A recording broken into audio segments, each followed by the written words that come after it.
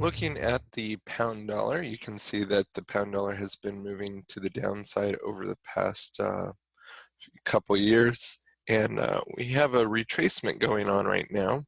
We are all the way back here at 1.3058 roughly, and we're coming back into a little bit of resistance here. So, but the overall trend is definitely to the downside on this market.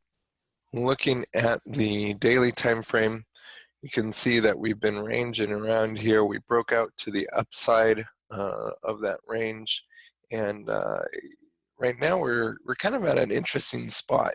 It looks like we have entered a nice little tight range area as we are hitting the 1.3 area. So again, nice consolidation.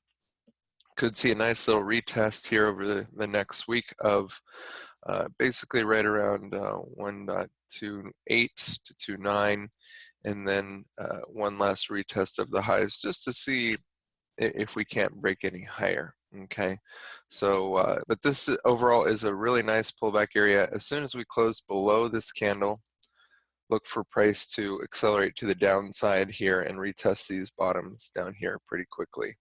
On the 4-hour time frame, you can see that we have a few different things going on here, but basically it's kind of the same idea as the daily time frame. Again, as soon as we break the 1.2927 area, then expect a good retest of this chocolate zone. This is a chocolate zone, meaning price has held this area several times. So it will be weak, so don't be surprised to see the bounce into the aqua zone instead, just as it takes out these lows here, and we will see how price goes from there. But for this week, I'm looking for it to come down and bounce off of one of these two levels. Looking at the Aussie CAD here on the weekly time frame, you can see that price has been ranging around here from about $1 to $1.04. We'll say $1.03 for quite some time, and we are pushing the extremes of the lower zone there from 89.51 all the way up to 101.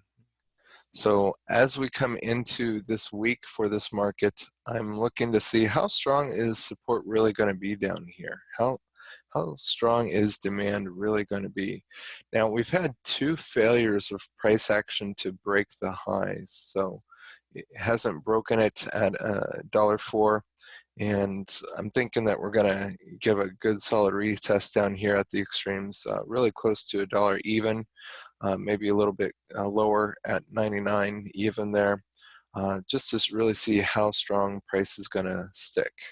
Looking at the Aussie CAD on the daily time frame, you can see that those were the two retests of the high and failures of price to break the highs up there. And so now we are coming down low. So we've had one bounce off of this zone. I'm anticipating this zone actually breaking.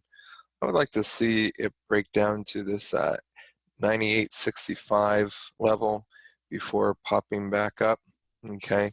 And possibly something like this is what I'd like to see happen here this week and next week, or over the next few weeks, okay? So I'm anticipating this market going down. Even though we're kind of in a rangy market condition, I'm still thinking we're gonna pop down here first and break this level overall, and then hit the 10088 level.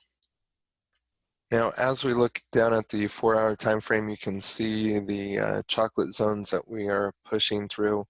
Again, chocolate zones can be weak considering that their prices bounce off of them multiple times.